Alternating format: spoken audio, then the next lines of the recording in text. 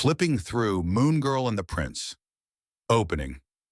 All right, today we've got Moon Girl and the Prince, featuring a Cyclops who looks like he just discovered protein powder and bad intentions at the same time. He's throwing infrastructure. She's flying in like, yeah, that seems like my problem now. Pretty standard Tuesday, page 1. We open in Sicily, because of course we do, and immediately the weather decides to end the world for a bit. Lightning hits, rocks explode, and out comes a Cyclops. Not metaphorically, just a full Cyclops. Guy wakes up like, wow, fresh air. Also, I'm starving. Relatable, honestly.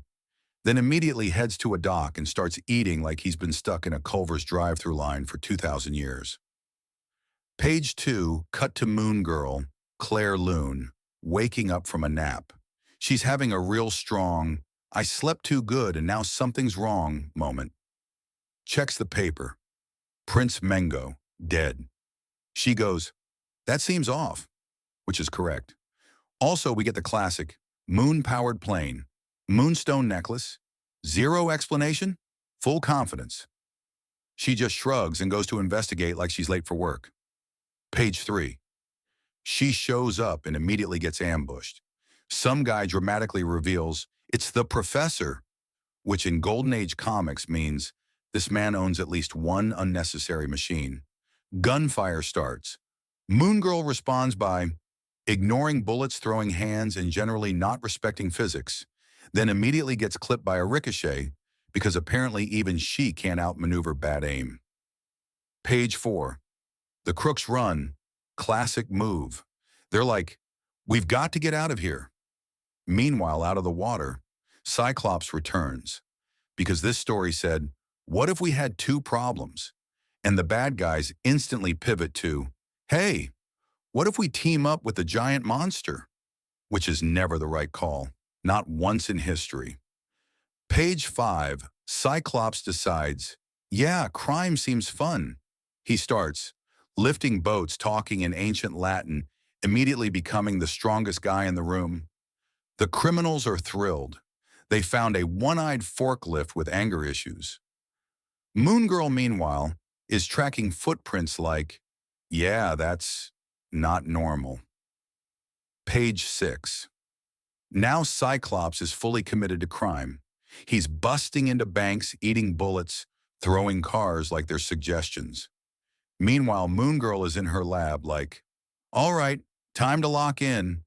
Calls on the Moonstone. Gets serious. You know things are escalating when the hero stops flying around and starts planning. Page 7. She finds them. Immediately starts cleaning house. Punches, flips, chaos, standard Moon Girl stuff. Then Cyclops grabs her like, nope. And for the first time, she's actually in trouble. Like real trouble. Not minor inconvenience trouble. Page 8. Cyclops absolutely ragdolls her, throws her into a wall. Villains immediately go, perfect, now shoot her. Just zero patience. Moon Girl barely manages to reach her Moonstone while getting lit up like a pinball machine. Page 9. Moonstone kicks in just in time. She gets her strength back and goes, all right, round 2. Also casually lifts an entire house and throws it into the ocean, which feels like overkill, but also effective.